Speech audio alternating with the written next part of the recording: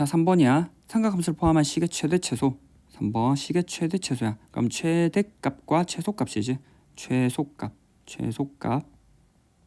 자, 우린 최대값 최소값을 구하는데 기본적으로 우리가 나올 때마다 계속 정리하고 있지. 최대값 최소값은 어떤 값이야? y값이라고. y값. 맞지? 그래서 y값 중에 가장 큰 거 작은 거 찾으면 돼. 됐어?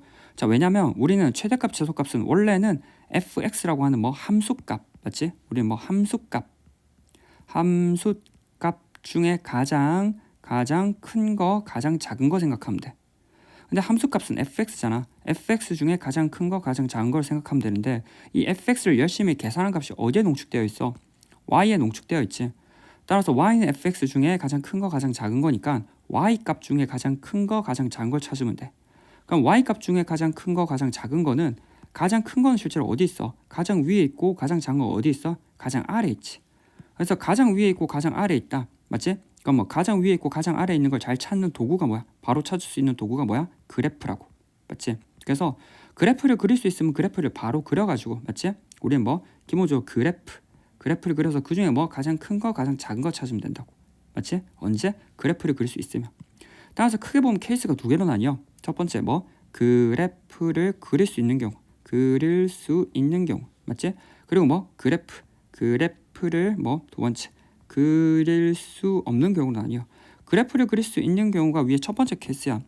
그래서 뭐 한 종류의 삼각함수로 바꿔버리면 돼. 사인이든 코사인이든 식이 섞여 있어. 얘네를 한 종류로 S로 다 몰아버리든지 C로 다 몰아버리든지 몰아버려가지고 뭐 S 자체의 최대값 또는 C 자체의 최대값 최소값을 구해서 처리해버리면 돼. 그래프 그릴 수 있으면 그래프 그리고 아니면 뭐 S의 범위, C의 범위를 찾아서 해버리면 되지.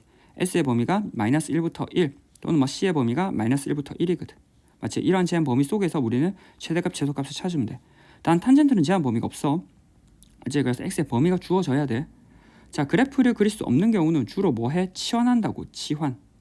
그래프를 그릴 수 없는 경우 주로 뭐를 하냐면 절대값이랑 뭐 2차 함수인 경우랑 또 뭐 유리 함수인 경우를 많이 다룰 거야. 그럼 이러한 경우는 방금도 봤지만 뭐 치환해서 처리한다고. 치환을 하면은 별 생각 없이 치환하지 말고 치환하면 반드시 뭐 제한 범위를 생각해. 제한 범위. 그래서 우리는 이 제한 범위 안에서 생각할 거거든. 뭐 사인이라고 하는 걸 사인 x라고 하는 걸 t로 치환하면 t는 반드시 마이너스 1부터 1 사이라고. 코사인 x를 우리는 뭐 t로 치환하면 t라고 하는 게 마이너스 1부터 1 사이라고. 그래서 이 제한 범위 안에서 생각해야 되지. 근데 탄젠트 x는 방금도 얘기했지만 제한 범위가 없기 때문에 우리는 x에 대한 제한 범위를 줄 거야. 뭐 a부터 b까지 뭐 이런 제한 범위 주면 이 범위 안에서 뭐 t의 범위를 따로 구해가지고 뭐 우리는 뭐 최대값 최소값을 구하면 된다는 거지. 됐지? 자, 그럼 각각에 대해서 예를 한번 풀어볼게 이제.